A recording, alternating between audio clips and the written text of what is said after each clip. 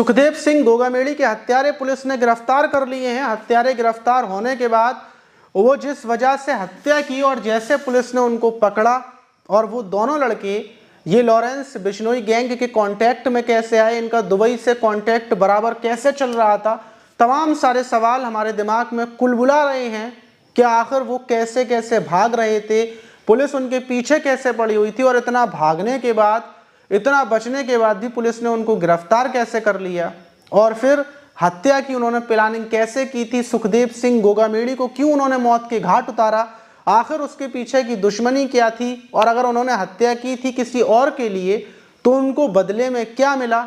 ये सारे सवालों के जवाब आप इस घटना में शुरू से लेकर आखिर तक जानेंगे। यकीनन जितनी भी आपने वीडियोस देखी होंगी, इस वीडियो में आप सुकून से वो जानेंगे जो आप जानना चाहते हैं। तो 5 दिसंबर को सुखदेव सिंह गोगामेड़ी के घर में घुसकर 2 हत्यारे उनकी हत्या कर देते हैं। हत्या करने के बाद जब पुलिस को सूचना मिलती है, थाने की पुलिस वहां पर पहुंचती है, ये खबर बड़े बड़े अधिकारियों में पहुंचती है क्योंकि सुखदेव सिंह गोगामेड़ी एक बड़े लीडर थे और हत्या होने के बाद पूरा राजस्थान पूरे तरीके से चलने लगता है। फौरन वहाँ के जो SHO थे और तमाम पुलिस वाले थे उनको सस्पेंड कर दिया जाता है। वहीं जो सुखदेव सिंह की फैमिली वाले थे और जो उनके समाज के और तमाम राजस्थान के लोग थे, उनकी बॉडी को बीच में रखकर ये डिमांड करने लगते हैं कि पहले हत्यारों को गिरफ्तार किया जाए, उसके बाद जो शव है सुखदेव सिंह का उसका पोस्टमार्टम वगैरह होगा, अंतिम संस्कार होगा। लेकिन पुलिस तमाम मिन्नतें करती है, उनको समझाती है, बुझाती है, तमाम उनकी डिमांड्स को मानती है और जो सुखदेव सिंह के हत्यारे थे उनकी पहचान करने में लग जाती है कि आखिर जो हत्यारे थे वो कौन थे। सुखदेव सिंह जिस कमरे में बैठे हुए थे वहाँ पर कैमरे लगे हुए थे, वहाँ से CCTV कैमरा रिकॉर्डिंग चेक की जाती है और जो वहाँ गार्ड थे, जो गार्ड थे उनसे पूछताछ की जाती है। तो पता ये चलता है सारी चीज़ें जांच करने के बाद कि जो 2 हत्यारे थे जिन्होंने सुखदेव सिंह के ऊपर ताबड़तोड़ गोलियां चलाईं, उसमें एक नितिन फौजी था, दूसरा रोहित राठौर था और जो तीसरा था उनके साथ में आया था जिसका नाम नवीन शेखावत था, वो तीसरा भी उनका ही साथी था लेकिन उसको उन लोगों ने ताबड़तोड़ उनके ऊपर गोलियां मार दी। ये पुलिस बड़ी हैरान थी। पुलिस जब लोगों को ये बताती है कि नवीन शेखावत इन दोनों कातिलों को साथ में लेकर आया था, वो भी इनके साथ में हत्यारा ही था, वो भी क्रिमिनल था, तो लोग बोलते हैं कि अगर नवीन शेखावत इनके साथ था तो फिर उसकी हत्या क्यों की गई। पुलिस ये बात को ख़त्म करने के बाद कातिलों को ढूंढने में लग जाती है। अब पुलिस कातिलों को बराबर ढूंढ रही थी और 3 दिन का टाइम पुलिस के पास था। पुलिस कातिलों को ढूंढती रहती है और पुलिस 3 दिन का टाइम पूरा होने से पहले ही दोनों कातिलों को गिरफ्तार कर लेती है चंडीगढ़ के एक होटल से और उनके साथ एक और उनका साथी गिरफ्तार होता है जो उनका मददगार बना हुआ था जिसका नाम उद्दम कादो था। शनिवार को जो शनिवार था उसको लगभग 7 बजे के टाइम पर उन दोनों को कमरा नंबर 105 से गिरफ्तार कर लिया जाता है। गिरफ्तार करने के बाद पुलिस उनको ले आती है। पुलिस के बड़े बड़े अधिकारी इस चीज़ का बोलते हैं कि हमने 3 दिन पहले से ही इनको गिरफ्तार कर लिया। अब सवाल ये था कि आखिर ये जो नितिन फौजी था और रोहित राठौर थे, इन लोगों ने सुखदेव सिंह गोगामेड़ी की हत्या क्यों की और ये लॉरेंस बिश्नोई गैंग के कांटेक्ट में कैसे आए।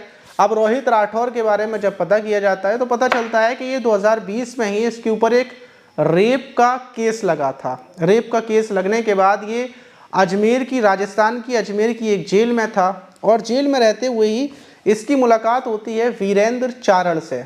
वीरेंद्र चारण एक गैंगस्टर था जो 2015 में जिसके ऊपर रामलाल मेघावाल हत्याकांड का केस लगा था, तब से ही वो जेल में था।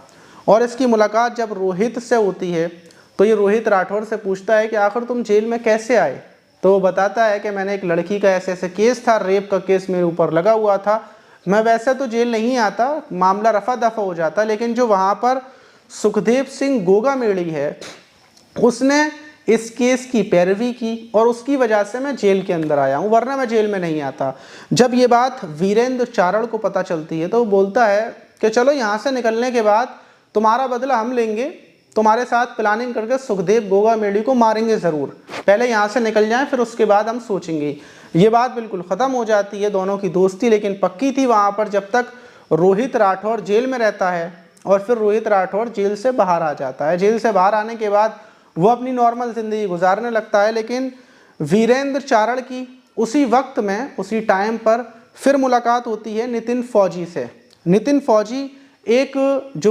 फौजी वैसे तो फौजी था, लेकिन उसके ऊपर एक अपहरण का केस लगा था और उसके बाद वो जेल में था, उसी जेल में जहाँ पर गैंगस्टर वीरेंद्र चारण था। फिर उसकी मुलाकात वहाँ पर उससे होती है और नितिन फौजी उसको बताता है कि यार मेरे ऊपर तो केस लगा है, लेकिन मैं चाहता हूँ कि इस जेल से बाहर निकलने के बाद मैं बाहर जाकर विदेश जाकर घूम कर आऊँ। तो वीरेंद्र चारण बोलता है कि ठीक है, यहाँ से निकलने के बाद तुम मुझसे मिलना, मेरे बहुत सारे दोस्त हैं जो विदेश में रहते हैं, दुबई में रहते हैं और कनाडा में भी रहते हैं, जहाँ पर तुम चाहोगे मैं वहीं पर तुम्हें शिफ्ट करवा दूंगा। अब ये सब कुछ होने के बाद यहाँ पर इन दोनों की दोस्ती जेल के अंदर रहते हुए गैंगस्टर वीरेंद्र चारण से हुई और 2022 में वीरेंद्र चारण जेल से ज़मानत पर बाहर आता है और उसके बाद वो वहाँ से भागकर सीधा दुबई पहुँच जाता है। दुबई में ही उसका एक दोस्त है जिसका नाम रोहित गुदारा है, जो तमाम हत्याएं कर चुका है, जो लॉरेंस बिश्नोई गैंग का, लॉरेंस बिश्नोई का काफ़ी करीबी है और वो वीरेंद्र चारण का भी दोस्त है। अब 2022 में जाने के बाद ये लोग वहाँ पर साथ में थे और उसी बीच जो रोहित गुदारा है वो वीरेंद्र चारण से बोलता है कि यार ये सुखदेव सिंह जो गोगा मेड़ी है जयपुर का, ये यार हमारे काम में बहुत दिक्कत दे रहा है, बहुत परेशानी कर रहा है, जितने भी ज़मीन के काम होते हैं ये बीच में टांग अड़ा देता है और ये काफ़ी टाइम पहले से दिक्कत दे रहा है। क्योंकि वीरेंद्र चारण को उसने इस वजह से बताया था कि वीरेंद्र चारण ने एक हत्या और की थी, वो भी रोहित गोदारा के बोलने पर, और वो हत्या जो की थी वो गोगा मेड़ी के करीबी राजू टेहल की थी।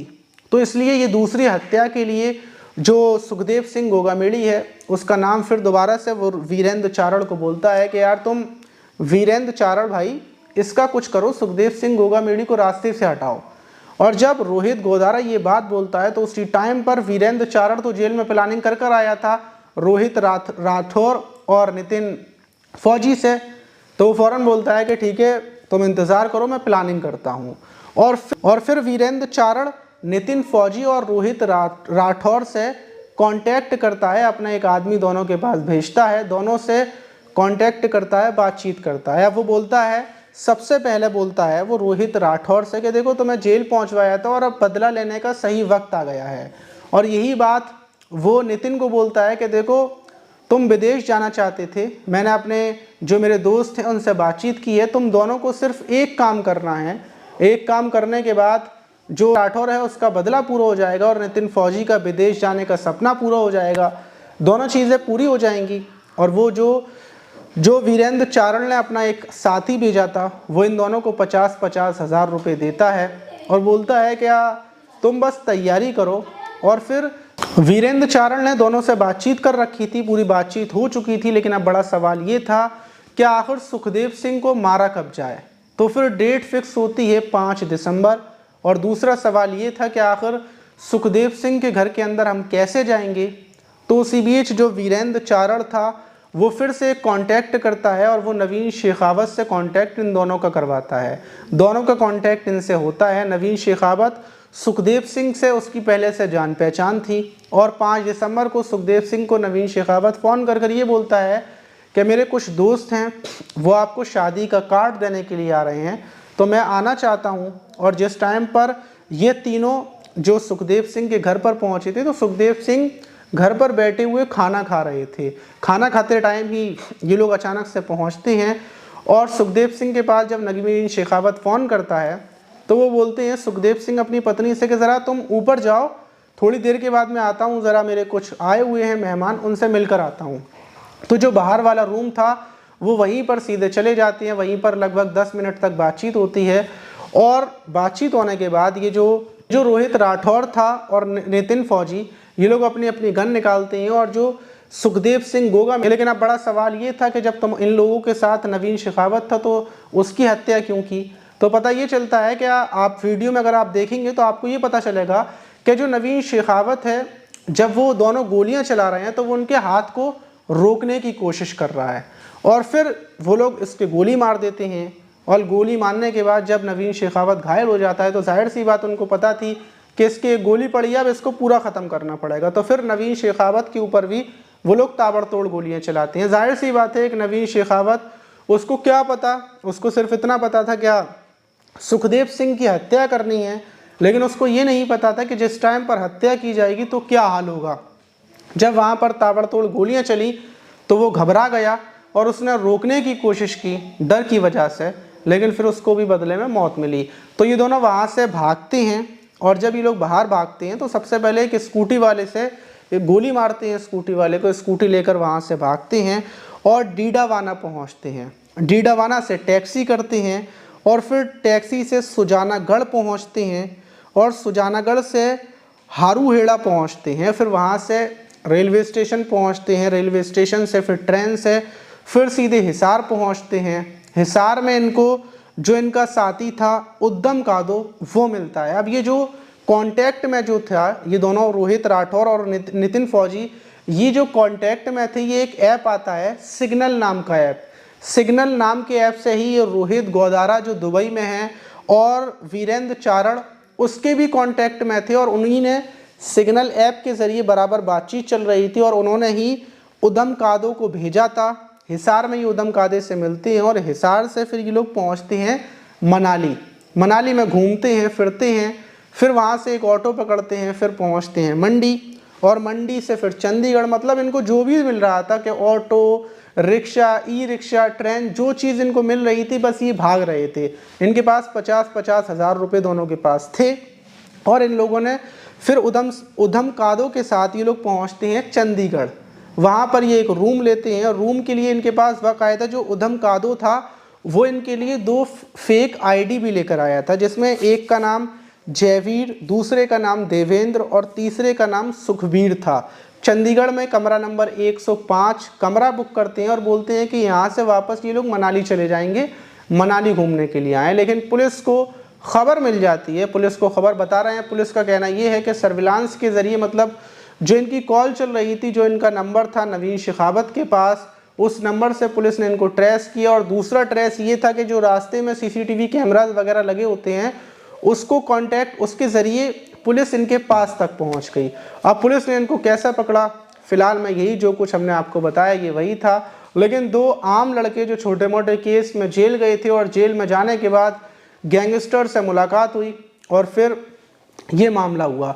ये लोगों का जो प्लान था वो प्लान ये था कि ये यहाँ से गोवा भागते और गोवा में इनको पासपोर्ट दिए जाते और पासपोर्ट मिलने के बाद ये वहाँ से सीधे दुबई वगैरह विदेश निकल जाते।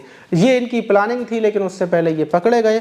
और सबसे बड़ा सवाल ये कि जो हत्या करवाने वाले हैं, जो मेन इनके आका हैं, क्या पुलिस उनको पकड़ पाएगी या नहीं पकड़ पाएगी। ये दोनों तो सिर्फ एक प्यादे थे जो पकड़े गए, अभी ज़िंदगी भर जेल में रहें या फिर इनको फांसी पर लटका दिया जाए। ना ही सुखदेव सिंह गोगामेड़ी उनकी फैमिली वालों को सुकून मिलेगा, ना ही जितना भी समाज है जो विरोध प्रदर्शन कर रहा है, ये सारे लोग हैं, उनको नहीं मिलेगा सुकून, क्योंकि उनको लगेगा ही नहीं कि ये न्याय है। क्योंकि ये तो सिर्फ जैसे एक गन होती है ना, गन चलने वाली, तो जो चलाने वाला है वही असली गुनाहगार है। गन की क्या गलती, ये वही हैं। ये तो सिर्फ मोहरे थे, इनको गिरफ्तार किया गया है। मैन वो हैं जिन लोगों ने ये घटना को अंजाम दिलवाया। कि वो पकड़े जाएंगे या नहीं पकड़े जाएंगे, क्या लगता है आपको? बिल्कुल नहीं पकड़े जाएंगे, क्योंकि ऐसी घटना है कि लॉरेंस बिश्नोई जेल में रहते हुए सारे काम करता है और जितने भी गैंगस्टर हैं वो जेल में रहते हुए काम करते हैं। उनको पुलिस कैसे पकड़ेगी, वो तो खुद जेल में ही है। तो सबसे सेफ जगह गैंगस्टरों के लिए जेल है, जेल से ज़्यादा सेफ जगह नहीं है। आप इस घटना पर क्या बोलना चाहेंगे, कमेंट बॉक्स में ज़रूर बताइए। मिलते हैं किसी और वीडियो में।